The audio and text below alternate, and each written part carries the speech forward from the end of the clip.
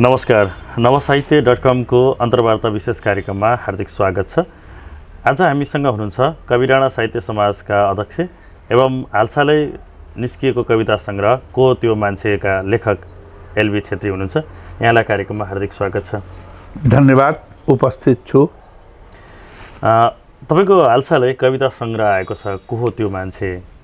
अब यो कविता संग्रह आइरहँदा तपाईको यो 6औं कृतिको रूपमा आएको बजारमा आइपुगेको छ। अहिले बीचमा लघुकथा निकाल्नुभयो, कविताहरू आए। अहिले कविता संग्रह नै चुज गर्नुको कारण चाहिँ के हो? विगतमा मेरा 3टा कथा संग्रह निस्किसकेका छन्। पहिलो कथा संग्रह थियो त्रिशङ्कुको देशमा, दोस्रो इन्द्रमायाको देशमा र तेस्रो व्रतभङ्ग। त्यसपछि अब के निकालौँ भन्दाखेरि चाहिँ मैले को हो त्यो मान्छे नै निकालेँ। त्यसको कारण के छ भनेदेखि कथाहरू पुरा तयार छैन। मेरो 4थो कथा संग्रहको लागि पनि म काम चाहिँ गर्दैछु। 4थोको लागि पनि त्यो विशेषतः विदेशको कथाहरू हुनेछ। त्यसमा बीचमा केही कविताहरू सङ्कलित भए र मलाई के लाग्यो भने जस्ट टेस्ट चेन्ज गर्नको लागि, एउटा नयाँपन ल्याउनको लागि अहिले मैले कविता संग्रह लिएर आएको छु। अर्को पनि कुरा, हामी सृजनाको कुरा गर्छौँ। मेरो प्रत्येक सृजना अथवा कवितामा पछिल्तिर एउटै कविता हुन्छ, हे मान्छे। म अलिकति यो सुनाउन चाहन्छु। काट, छम्टी, निमोट, जे गरे नि गर, तर एउटा कुरा बुझिराख, हे मान्छे। म प्रकृति, म सृजना, म निर्माण उम्रन छाड्दिन, पलाउन बिर्सन्न, अकासिने लक्ष्य त्याग्दिन। यो मेरो नियम, नीति र निर्णय। यो सृजनाको कुरा हो। यो पनि एउटा सृजना हो। अकासिने लक्ष्य लिएर आएको एउटा सृजना को हो त्यो मान्छे।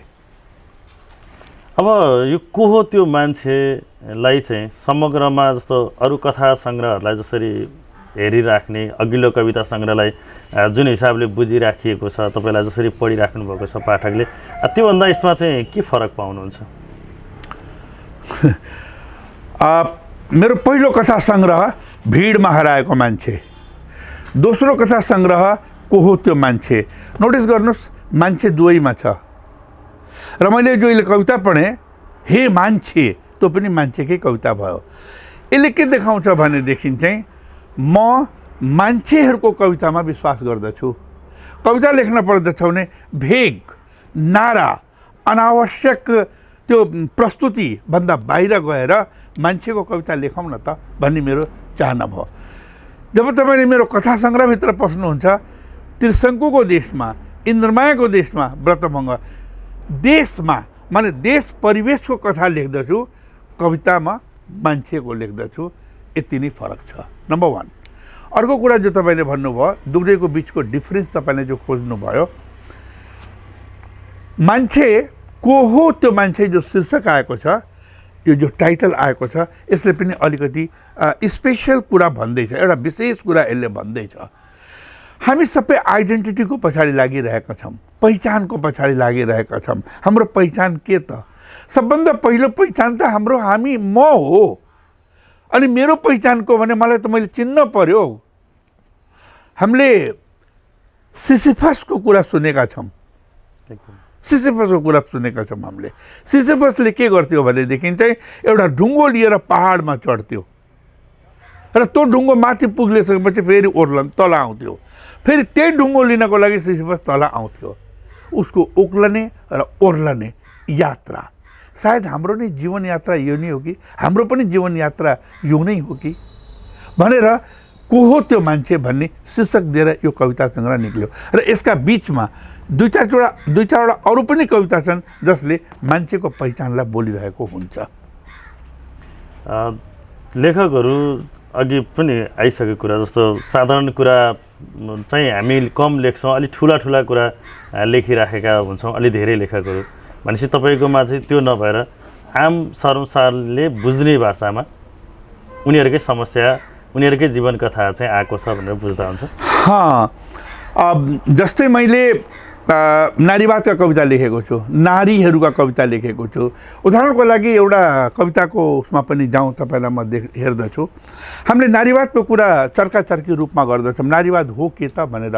नारीवाद भनेको नारीको संरक्षण पनि त हो नि, एकदम हो नि। एकजना मान्छे विदेश जान्छन्, फर्केर आउँदाखेरि आमाको उसमा एउटा छोरी देख्छन् र आएर सोध्दछ उसले, यो कसकी छोरी हो, यो कसकी छोरी हो भनेर उसले सोध्दछ। सोद्धाखेरि चाहिँ उसले, उसको जो महिला छन् उनले भन्छन्, लाज लाग्दैन तिमीलाई, सोध्छौ कसकी छोरी हो यो, मलेसिया जानु अघि राति सुतेनौ तिमी मसँग, कति महिनापछि फर्क्यौ तिमी गन्ती छ, कति महिनामा निस्कन्छन् बच्चा आमाको घरबाट ज्ञान छ, कति वर्षकी भइन् यी छोरी जान्न चाहन्नौ, आँगनमा पुग्न साथ सोध्छौ कसकी छोरी हो यो, लाज पछाएको अर्धनग्न मान्छे, भनम कसकी छोरी हो, मेरो नाठाकी छोरी हो, चामल किन्न पैसा दिने की छोरी हो, तिम्रो बच्चाको स्कुल फी किताब कपी कलम किनिदिने की छोरी हो, भनम कसकी छोरी हो, तिम्रो छोराहरूको आङमा झुन्डिएका लुगाहरू किनिदिने की छोरी हो, अझ भनम कसकी छोरी हो। यसले के देखायो? बाध्यता देखाइरहेको छ। पुरुष कमाउनको लागि विदेश जान पर्यो, महिला सङ्घर्ष गर्न पर्यो, उसको पुरुषले उसलाई आर्थिक सहयोग गरेको छ कि गरेको छैन, उस समस्यामा छे, त्यो महिला समस्यामा छे, सायद ऊ गर्भिणी हुन्छ, सायद उसैको लोग्नीले राति उसलाई चाहिँ गर्भिणी बनाएर गएको थियो। तर पुरुषको अहम हेर्नुहोस् त, यो कसकी छोरी हो। मेरा कविताहरू आम मान्छेका कविता चाहिँ हुन्, ठुला ठुला कुरा गरेको छैन, साना साना कुरा गरेको छु। प्रेम कविता पनि साना सानाका छन् और यस्ता गहन कविता जसमा मैले फिलोसफी भरेको छु ती पनि साना मान्छेका हुन्। को त्यो मान्छे शीर्षकमा पनि जो कविता छ नि, मैले लेखेको छु त, चण्डी भङ्ग्यानको उकालो उक्लँदै गर्दा, के का लागि भन्दा नुन र मटी तेल लिन। सिसिफस के का लागि उक्लेको थियो, त्यो सिसिफसको लेखकले जानोस्। तर मैले के जानेको छु भने नुन र मटी तेल लिन चण्डी भङ्ग्याङको बाटो उक्लेर बुटौली पुग्न पर्थ्यो हाम्रा पुर्खाहरूलाई। मैले भिडमा हराएको मान्छेमा पनि त्यो चित्रण गरेको छु। यस कारणले मेरा कविताहरू आम मान्छेका कविता हुन्। अहिले चाहिँ हामी अघि पनि मैले भनिसकेँ, अलि ठुला ठुला कुरा लेखे मात्रै कवि हुने, अलि ठुला ठुला दर्शन चाहिने, अलि चलेका अलि भयङ्कर बिम्ब राखेपछि मात्रै कवि हुने, त्यो खालको एउटा खालको जमात पनि छ। अब यसलाई चाहिँ कसरी हेर्ने? कविता लेख्नको लागि कविताका उपकरणहरू जोडेर मात्रै कविता बन्छ भन्ने पनि छ। यदि कविताका उपकरणहरू बिम्ब प्रतिबिम्ब रेफरेन्सेसहरू यदि हामीले राखेनौँ भनेदेखि यी सपाट हुन्छन् भन्ने पनि छ। तर मलाई लाग्छ कविताले एउटा म्यासेज दिनपर्छ। काव्यिक सौन्दर्य त त्यसमा हुनपर्छ। भएन भने त गद्य लेखे भइहाल्यो। हिजो मात्रै खगेन्द्र सङ्ग्राको एउटा निबन्ध आएको छ, उहाँले एउटा सेतो पाटी या कथा लेख्नु भएको छ, यो तिम्रो कवितामा कविता भएन, तिम्रो कवितामा कवितै छैन भनेर। र धेरै कविहरूको मेरो पनि एउटा भनाइ छ, कवितामा कविता त हुनपर्छ, कविता हराएको कविता के कविता हुँदैन भने। कवितामा कविता कस्तो त भन्दा विचार, सन्देश, समस्या कलात्मक रूपले प्रस्तुत गर्छ भनेदेखि त्यो कविता हो। त्यसमा डोकोभरि बोकेर लिएर गएको बिम्बलाई प्लप्लक्कै पोखाउनु पर्छ त्यो कवितामा भन्ने म चाहिँ मान्दिनँ। उदाहरणको लागि तपाईँलाई म एउटा कविता सुनाउँछु। उसलाई चुलो बाल्ने रहर छ, चुलो माटाको, माटो बारीको, बारी बाबु साहबको। उसलाई रोटीको भोक छ, रोटी मकैको, मकै बारीको, बारी बाबु साहबको। उसलाई खेत जोत्ने रहर छ, हल गोरु बाबु साहबको, बिँड हलोको, बिँड समात्ने हात उसको। बारी र बाली बाबु साहबको, पानी र इनार बाबु साहबको, खेत र गोठ बाबु साहबको, यो गल्ली बाबु साहबको, यो टोल बाबु साहबको। अनि उसको के त गाउँ, सहर, देश वा भोक मात्रै। अब यो कविता भयो कि भएन? यो मेरो कविता होइन, कुनै हिन्दीको कवितालाई मैले नेपालीमा उल्था गरेको हो। मलाई धेरै राम्रो लाग्यो यो। सबै कुरो बाबु साहबको, सबै कुरो ठकुरी साहबको, सबै कुरो छेत्री साहब, काजी साहबको भनेदेखि त्यो काम गर्नेको के हो त? सायद उसको भोक मात्रै हो। त यो त साधारण मान्छेको कविता हो नि, छैन त्यसमा धेरै बिम्बहरू। मैले कवितालाई यसरी हेर्छु। भनेपछि सरल हिसाबले आम सर्वसाधारणको नाममा पनि कविता लेख्न सकिन्छ। बुझ्ने गरी हुन पर्यो। सर्वसाधारणले पनि बुझ्ने गरी हुन पर्यो। म नामै नलिउँ, केही कविहरू हुनुहुन्छ उहाँहरूलाई बिम्ब कवि भनिन्छ। तपाईँ बिम्ब कवि कसको लागि लेख्नु भएको छ त भन्दाखेरि केही सेलेक्टेड मान्छेहरूको लागि। त के यो समाज सिर्फ सेलेक्टेड मान्छेहरूको मात्रै हो र? होइन नि, यो त हामी सबैको हो। त्यसो भए एउटा यस्तो कविता सरल भाषामा लेखिदिउँ, त्यो सरल मान्छे पनि बुझोस् र माथिल्लो तहको बौद्धिक व्यक्तित्वले पनि बुझोस्। मेरो भनाइ यति हो कविताको बारेमा। थप्न चाहे, म आफै एउटा औसत कवि हो, म विशिष्ट कवि होइन। मैले आफूलाई कविता कोर्ने मान्छे भन्छु, तर कसैले विरोध पनि गरे। भुपिन खड्काले सोझै भने, सर अब आफूलाई कविता कोर्ने मान्छे नभन्नुहोस्, तपाईँ त कवि नै हो। दिनेश अधिकारीले भने, दाइ तपाईँ त कवि नै हो। विप्लव ढकालले भने, तपाईँ कवि हो सर, किन कोर्ने मान्छे भन्नुहुन्छ? मैले भन्न खोजेको मान्छे, सुरुमा हामीले कविता कोर्छौँ, त्यसलाई फेरि कविता बनाउँछौँ। कविता त 5 मिनटमा बन्ने कुरा होइन। मेरो यो को हो त्यो मान्छे लेख्नको लागि मलाई 6 वर्ष लाग्यो। अर्को पनि एउटा कुरा भनिराख, मेरो एउटा राम्रो कविता छ, आसक्षास भने गर्मेलो बलात्कार, आज बलात्कृत हुने रहर जागेको छ। इच्छा अनिच्छाको साँध नागेर एउटा वरिष्ठ विद्वानको आलिङ्गनमा एक रात बिताउने रहर जागेको छ। सक्सेस भने गर्मेलो बलात्कार। यो कविता लेख्न लागेको मैले 10 वर्ष भयो, अझै पनि संशोधन गरिराख्दछु। सो कविता 5 मिनटमा लेख्ने कुरा होइन। भनेपछि लहरमा लेखिने कुरा चाहिँ रचना हुँदैन। सुरुमा त लहरमा लेखिन्छ, भाव आउँछ, विचार आउँछ, हामीले लेखिदिन्छौँ। तर एउटा समस्या भयो नि त, त्यसलाई कविता बनाउन पर्यो। लेखिएको मात्रै कविता हुँदैन, कवितालाई कविता बनाउन सक्नुपर्छ। त्यसको लागि समय लाग्छ। कवितामा नारा मात्रै लेख्ने जमात पनि छ, कवितामा विचार मात्रै वा कला मात्रै चाहिन्छ भन्ने पनि जमात छ। तपाईँ चाहिँ त्यसलाई मान्नुहुन्न? नारा, विचार र कला, तपाईँले भन्नुभयो भने नारा र विचारलाई कलात्मक रूपमा प्रस्तुत गर्यो भने कविता आउँछ त? एकदम कलात्मक रूपमा प्रस्तुत गर्न सक्नु पर्यो। अब पाठकको लेभलका कुरा आउँछन्। अब यो पाठकको लेभल चाहिँ हुन्छ कि हुँदैन? हुन्छ, 100% पाठकको लेभल पनि हुन्छ। अहिले नेपाली बजारमा मनु भन्ने एउटा उपन्यास आएको छ। आजभन्दा 40 वर्ष पहिला एउटा उपन्यास लेखिएको थियो माधवी। माधवी पछि यो उपन्यास आयो। माधवी कतिले बुझे थाहा छैन। पोस्ट ग्रेजुएसन, स्नातकोत्तर पढ्ने नेपालीका विद्यार्थीले पनि भन्दछन् यो पढ्न मलाई गाह्रो भएको छ भनेर। प्राध्यापकज्यूहरूले पनि भन्नुभएको छ यो पढ्न र बुझ्न गाह्रो छ भनेर। तर माधवी अहिले चर्चामा छ, अझै पनि चर्चामा छ। अहिले मनु आयो, मनुलाई पनि पढ्न गाह्रो छ, धेरैलाई गाह्रो भएको छ, तर यो पनि चर्चामा छ। पाठकको लेभलले गर्दाखेरि हो। ऐठन भन्ने एउटा उपन्यास आयो, मान्छेले बुझे। छाइल भन्ने उपन्यास आयो, मान्छेले बुझे। नथिया भन्ने एउटा उपन्यास आएको थियो, मान्छेले बुझे। भन्दाखेरि चाहिँ पाठकको लेभलको पनि महत्त्व चाहिँ हुन्छ। एकैछिन सबै कविता सबै पाठकले सबै तरिकाबाट बुझ्दैनन्, यो सत्य हो। भनेपछि लेखकले चाहिँ आफ्ना लेभलका पाठक, जुन लेभलका पाठकका लागि सिर्जना गर्छ, त्यो लेभलका पाठकले बुझे कि बुझेनन् भनेर मात्रै हेर्दा हुन्छ वा सबैले बुझ्नुपर्छ भनेर लेख्नुपर्छ? अब यसलाई म कसरी भन्दछु भनेदेखि म सोझै अङ्ग्रेजी साहित्यमा पनि प्रवेश गर्दछु। टिएस इलियटले जो कविताहरू लेख्नु भयो नि, त्यो जसले पाए त्यसले बुझ्दैन। तर उनको कविता द वेस्टल्यान्ड हो, त्यो 20वीं शताब्दीको बाइबलको रूपमा आयो। महान कवि बने ऊ 20वीं शताब्दीका। विलियम वर्ड्सवर्थले जो कविता लेख्नु भयो नि, त्यो सबैले बुझे। साधारणले पनि बुझे, ठुलाले पनि बुझे, ऊ पनि महान कवि हुन्। समस्या के पर्यो भनेदेखि विलियम वर्ड्सवर्थको कविताको परिभाषालाई टिएस इलियटले रिजेक्ट गरिदियो।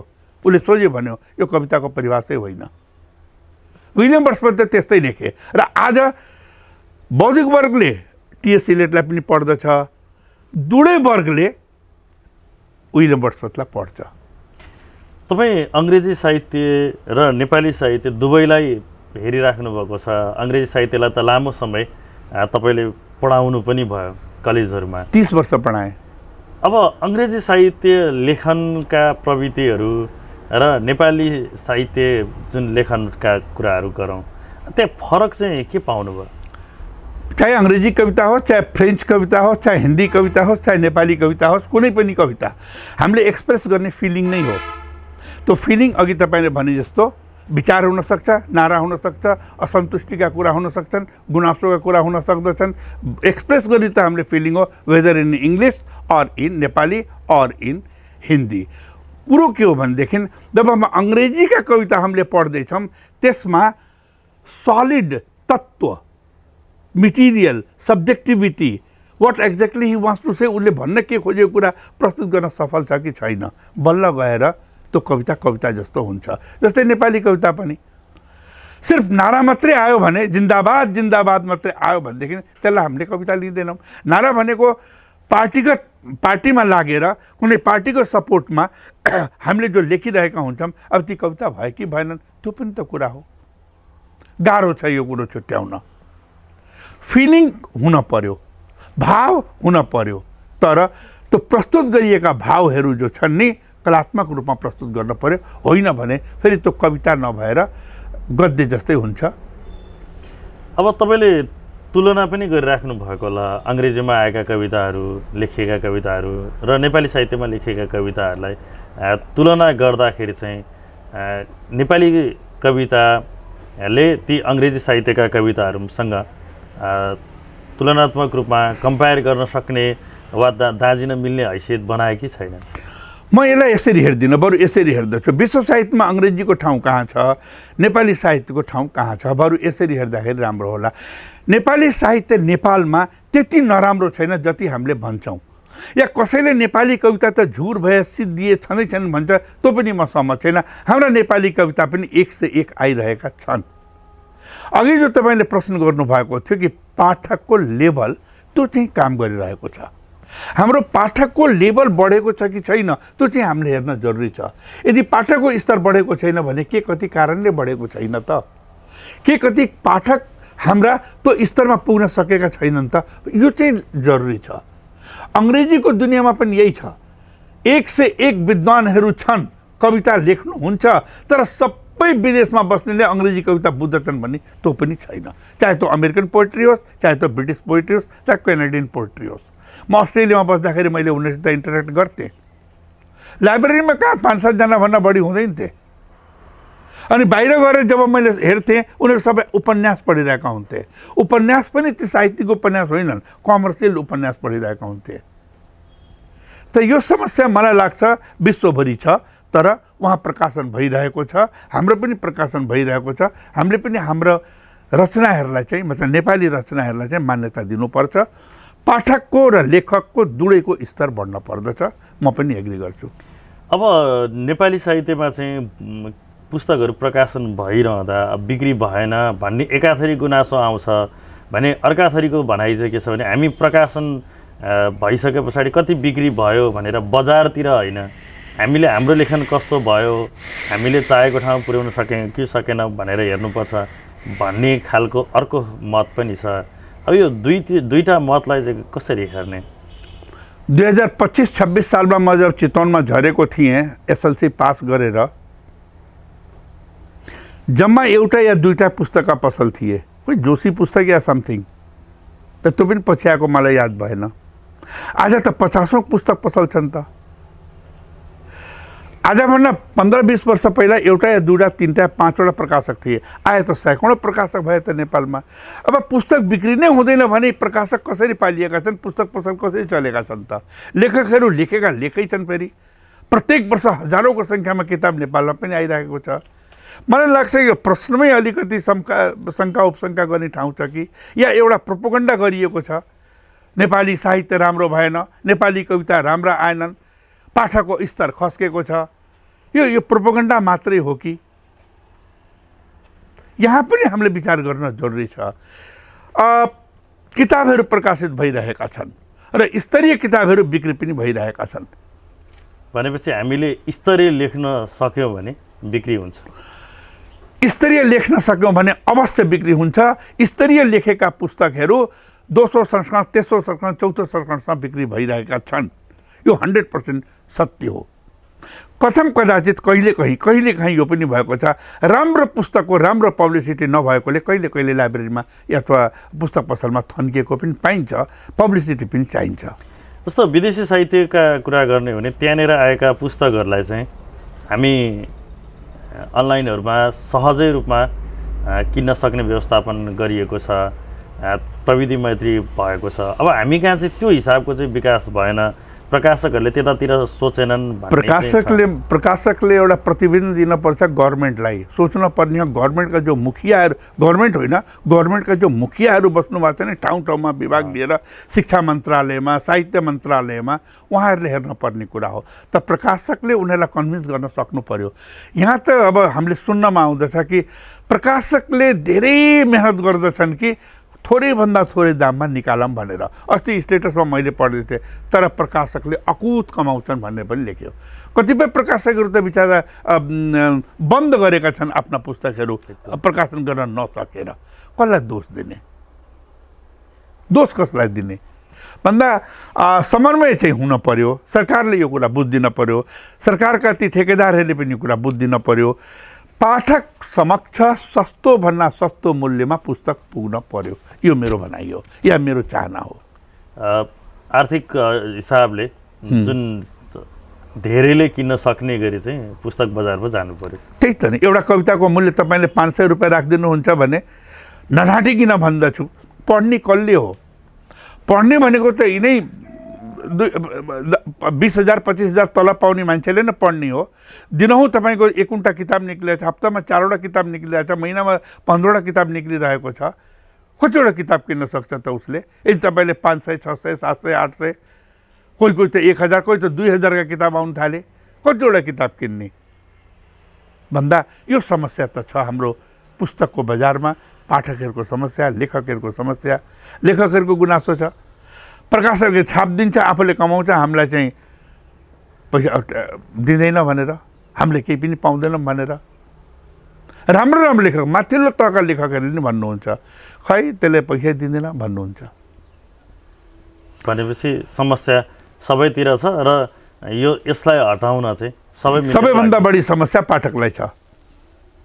प्रकाशकले कमाउनको लागि छाप्छ, पुस्तक व्यवसायीले कमाउनको लागि बेच्छ, लेखकले अलिअलि भए पनि कमाउनेको लागि लेख्छ। मर्कामा को पर्यो त? पाठक। सबैभन्दा बढी पाठक। पाठकलाई ध्यानमा राखेर किताबको मूल्य 300 350 भन्दा बढी नजाओस् भन्ने मेरो आशय हो। तपाईँ कवि डाँडा साहित्य समाजको अध्यक्ष पनि हुनुहुन्छ। अब यसको स्थापनाको समयबाटै कुराकानी गरौँ। अब चितवनमा पनि पुराना साहित्यिक संस्थाहरू धेरै हुनुहुन्छ। अब यो कवि डाँडा साहित्य समाज नै गठन गरेर अगाडि बढौँ भन्ने सोच चाहिँ कसरी आयो? यो कवि डाँडा साहित्य समाजको ब्याकग्राउन्डमा जाने हो भनेदेखि अलि पछि गएर हेर्नुपर्छ। धेरै वर्ष अघि यहाँ कवि डाँडा साहित्य समाजका सचिव गणेश, उहाँले आफ्नो कवितामा कवि कटेरी लेख्नुहुन्थ्यो। पूर्व सचिव सुरेन्द्र अस्थफलले पहिलोपटक कवि डाँडा भनेर आफ्नो कवितामा कतै लेखेको भनेर उनले उजागर गर्छन्।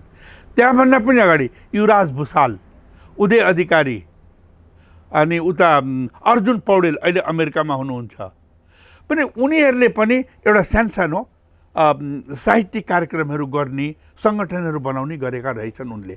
तर कवि डाँडा नाम थिएन त्यो बेलामा, कवि डाँडा साहित्य समाज नाम थिएन त्यो बेला। पछि गएर 2060 सालतिर यिनै युवा कविहरूले मेरो घरमा मिटिङ राखेर एउटा प्रस्ताव राखे, हामी एउटा साहित्य संस्था बनाऊँ चितवनमा, मतलब हाम्रो गाउँको वरिपरिमा, र यसको नाम के दिने भन्दा कवि डाँडा साहित्य समाज दिने भनियो। 20 वर्ष भयो म यसको अध्यक्ष बनेको। 20 वर्षबाट हामीले यसको कार्यक्रम गर्दैछौँ। केही पुरस्कारहरू पनि स्थापना गरिएको छ र केही राष्ट्रिय स्तर अन्तर्राष्ट्रिय लेभलका हामीले कार्यक्रम पनि गरेका छौँ।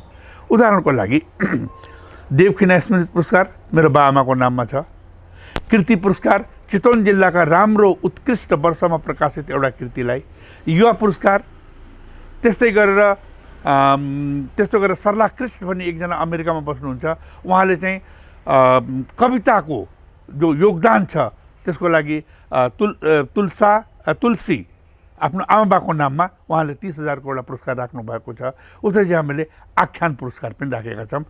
वर्षभरिमा प्रकाशित आख्यानहरूमध्ये जो सबभन्दा राम्रो उत्कृष्ट ठहरिन्छ हाम्रो नजरमा अथवा हाम्रो समितिद्वारा, हामी उसलाई 1,25,000 रुपियाँको कवि डाँडा आख्यान पुरस्कार भनेर दिन्छौँ। यसको उद्देश्य अल्टिमेटली त त्यही हो, साहित्यको श्रीवृद्धि, कसरी यसको उत्थान हुन्छ भनेर। धेरैले योगदान गर्नुभएको छ। हेटौँडा मकवानपुरतिर जानुहोस्, भैरवातिर जानुहोस्, स्याङ्जातिर जानुहोस्, काठमाडौँ सबैले संस्था खोलेर गर्नुभएको छ। हामीले पनि त्यो गर्न चाह्यौँ, गर्नको लागि एउटा माध्यम बनायौँ। त्यो माध्यम बन्यो कवि डाँडा साहित्य समाज। जस्तो अहिले हामी यो कवि डाँडा साहित्य समाजको पुस्तकालय सँगै बसेर यसरी यो अन्तर्वार्ता बनाइरहेको, सृजना गृहको मुनि पुस्तकालयको छतमा बसेर जुन यो एउटा काव्यिक ठाउँमा बसेर यो अन्तर्वार्ता बनाइराखेका छौँ। तपाईँ 20 वर्षदेखि अध्यक्ष भइराख्नु भएको छ। धेरैवटा पुरस्कारहरू स्थापना पनि भइसकेका छन्। अब यसलाई पुरस्कारहरूलाई चाहिँ कसरी व्यवस्थापन गरिराख्नु भएको छ? जस्तो अक्षय कोषहरू नबन्दाखेरि चाहिँ धेरैवटा पुरस्कारहरू चाहिँ 2-4 वर्ष दिने अनि त्यसपछि बन्द हुने त्यो खालको समस्याहरू धेरैवटा संस्थाले बेहोरिराखेका छन्। अब तपाईँहरूले चाहिँ यसरी अक्षय कोषै बनाएर अगाडि बढिराख्नु भएको छ या कसरी अगाडि लैरहनु भएको? अक्षय कोष त बनाइएको छैन, तर मिना लामिछाने ट्रस्ट छ एउटा। मिना लामिछाने ट्रस्टमा हामीले 7 लाख रुपियाँ जम्मा गरेका छौँ। तर त्यो 7 लाख रुपियाँको जो ब्याज आउँछ अथवा जो आम्दानी हुन्छ, त्यो आम्दानीले मात्रै यहाँको खर्च धानिँदैन। 7 लाखको 20% का हिसाबले पनि बढीमा 1,40,000 रुपियाँ हामीले भेटाउँछौँ वर्षको। तर हाम्रो खर्च अलि बढी छ। भएको के भने मेरो कान्छो छोरो पनि साहित्यप्रति रुझान छ उसको, ऊ अहिले अस्ट्रेलियामा छ। बाँकी सम्पूर्ण खर्च कान्छा छोराले बेहोर्छ। भविष्यमा हामीले यसको दिगोपनको लागि एउटा अक्षय कोष पनि खडा गर्ने त सोचेका छौँ। तर हाल ठोस अक्षय कोष भनेर राखिएको छैन। अहिले मेरो छोरा जो 2 छोरा विदेशमा छन्, उनीहरूले आर्थिक सहयोग गरिरहेका छन्। चलिराख्छ र कोही बेलामा हामीले यसको अक्षय कोष राखेर पनि अगाडि बढ्ने सोच बनाएका छौँ। अब गतिविधिको विषयमा कुरा गरौँ। जस्तो तपाईँहरूले केही दिन अगाडि पनि यो आख्यान पुरस्कार घोषणा गर्नुभयो। यो 5 वर्ष भयो। यो वर्षको पनि केही दिन अगाडि तपाईँले घोषणा गरिसक्नु भएको छ। यो वर्षमा चाहिँ पुरस्कारहरू कुन समयमा कसरी दिनुहुन्छ, वा तपाईँहरूले वर्षभरि बाँड्ने जुन पुरस्कारहरू दिने पुरस्कारहरू हुन्छ त्यो एकैचोटि एउटा कार्यक्रम गरेर गर्नुहुन्छ या फरक समयमा दिनुहुन्छ, कसरी गरिराख्नु? हाम्रो वार्षिकोत्सवको दिनमा अन्य पुरस्कार बाँडिन्छ।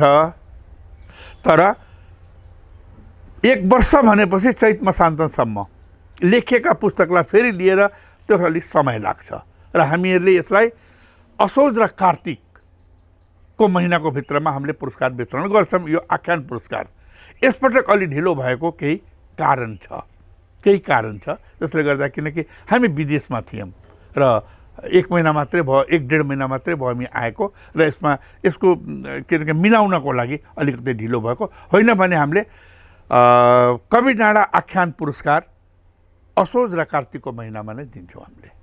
भनेपछि स्थापना दिवसमा बाँकी अन्य पुरस्कार र असोज या कार्तिकमा आख्यान पुरस्कार र हामीले कार्यक्रम गर्ने मध्येमा एउटा हामीले राष्ट्रिय कार्यक्रम गर्छौँ। जस्तै कोही बेलामा आख्यान विमर्श गऱ्यौँ, कोही बेलामा काव्य विमर्श गऱ्यौँ, कहिले चाहिँ प्रतियोगिता गऱ्यौँ। अहिले नेपाल भारत पनि हामीले गऱ्यौँ। नेपाल भारत साहित्यको कार्यक्रमै गऱ्यौँ हामीले 2 वर्ष पहिला। यस वर्ष हामीले फेरि नाटक विधामा कार्यक्रम गर्दैछौँ। राष्ट्रिय कार्यक्रम हो त्यो, एउटा राष्ट्रिय कार्यक्रम पनि गर्छौँ हामीले। भनेपछि यो पुरस्कारहरूको भन्दा बाहेकको एउटा नेसनल प्रोग्राम, राष्ट्रिय स्तरको कार्यक्रम गर्छौँ। अन्तर्राष्ट्रिय पनि गऱ्यौँ। नेपाल भारत भनेपछि अन्तर्राष्ट्रिय पनि भयो। अब 20 वर्षदेखि तपाईँ आफै अध्यक्ष भइराख्नु भएको छ। कार्य समितिमा अन्य पदाधिकारी परिवर्तन भइरहेको छ। अब यो खालको गतिविधि भइराख्दाखेरि अब एलबी सर एक्लै हुन्जेलसम्म मात्रै चल्ने हो कि भन्ने पनि शङ्का होला नि त अरूले। अब यसको वैकल्पिक चाहिँ छ। अहिले मैले साथीहरूलाई प्रस्ताव राखेको छु कि अब यदि नेतृत्व परिवर्तनको खाँचो छ भने गरौँ भनेर। उनीहरूले के भन्छन् भने सक्क अर्को 20 वर्षसम्म नगरौँ भन्छन् उनले।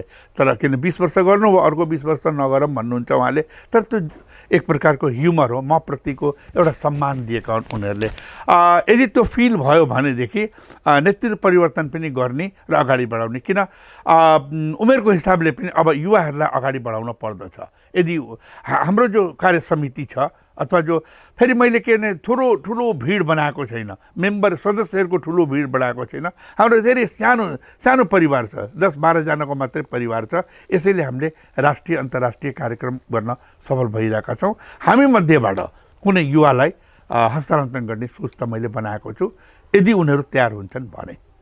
यो सत्य हो। यो त अहिलेसम्म भएका गतिविधि भए। अब आगामी दिनमा जुन अहिले भइराखेका गतिविधिहरूलाई त निरन्तरता दिन्छौँ। त्योभन्दा बाहेक त्यसको अलावा अन्य थप योजनाहरू चाहिँ के छन्? कस्तो भयो भने यहाँभन्दा पहिला हामीले पुस्तक परिचर्चा, उद्घाटन, विमोचन अनि चाहिँ अन्तर्क्रियात्मक कार्यक्रम पनि गर्छौँ। चितवन जिल्लामा धेरै साहित्यिक संस्थानहरू जुट भए भनेदेखि अहिले जस्तै नामै लिएर भन्दाखेरि सम्पूर्ण किताब एकदम एक्टिभ छ र त्यो पुस्तकालय हाम्रो लागि चाहिँ एक प्रकारको तीर्थस्थल बनेको छ। हामी प्रत्येक दिन नारायणघाट जाँदाखेरि त्यहाँ गएर बस्दछौँ पनि। र त्यसको जो म्यानेजिङ डाइरेक्टर लेखाराम सापकोटा हुनुहुन्छ उहाँले पनि एक्टिभिटी गरिराख्नु भएको छ। कवि डाँडाले नै सबै कार्यक्रम किन गर्नु पर्यो त नि? वार्षिकोत्सव अनि साथसाथमा पुरस्कार वितरण, वार्षिकोत्सवमा एउटा यो आख्यान पुरस्कार वितरण, एउटा राष्ट्रिय कार्यक्रम, यति गरिदिए पनि वर्षमा 3टा कार्यक्रम त हाम्रो भयो। अहिले साथीहरूकोबाट एउटा सुझाव आएको छ, हामीले एउटा दुईटा प्रशिक्षणको पनि कार्यक्रम गर्दा कसो होला भन्दाखेरि त्यो हाम्रो मस्तिष्कमा छ। हामीले अब आगामी दिनहरूमा एउटा दुईटा प्रशिक्षणको कार्यक्रम जस्तै आख्यान लेखन, कविता लेखनको बारेमा अथवा नियात्रा लेखनको बारेमा पनि कार्यक्रम गर्ने कि भन्ने हामीले सोच बनाएका छौँ। यहाँभन्दा अगाडि हामीले कविता प्रतियोगिता गरेकै हो, आख्यान प्रतियोगिता गरेकै हो, अनि फेरि हामीले लघुकथा प्रतियोगिता, अनि त्यसपछि हामीले निबन्ध प्रतियोगिता गरेकै हो। तर अहिले फेरि त्यसलाई हामीले बन्द गरिदियौँ। भनेपछि आगामी दिनमा चाहिँ प्रशिक्षण लगायतका कार्यक्रम गर्ने गरी केही थप कार्यक्रम हामीले सोचेका छौँ। अहिले नियात्राको बारेमा पनि कार्यक्रम गरौँ भन्ने सोच आएको छ। नवसाहित्य.com को यो अन्तर्वार्ता विशेष कार्यक्रममा आज हामीसँग हुनुहुन्छ चितवनका वरिष्ठ स्रष्टा कवि डाँडा साहित्य समाजका अध्यक्ष एलबी छेत्री हुनुहुन्छ र हामी कार्यक्रमको अन्तिम चरणमा छौँ। जाँदै जो नयाँ पुस्ता लागिरहेका छन् नेपाली साहित्यमा, जो लाग्न खोजिराख्नु भएको छ, उहाँहरूलाई चाहिँ के भन्न चाहनुहुन्छ? नम्बर 1, तिम्रो कविता भएन भन्दैमा हतोत्साहित हुन हुँदैन। साँच्चै नै तपाईँको कविता नभएको हुन सक्दछ, तर लेख्न छोड्नु हुँदैन। तपाईँले आफ्नो कविता लेख्नुहोस्, 1 महिनासम्म त्यसलाई थाती राख्नुहोस्, अन्य जो प्रतिष्ठित कवि हुनुहुन्छ उहाँका कविताहरू पढ्नुहोस्, 1 महिनापछि आफ्नो कविता पढ्नुहोस्, तपाईँलाई कस्तो लाग्छ? यो मेरो सर्जकहरूलाई एउटा सुझाव हो।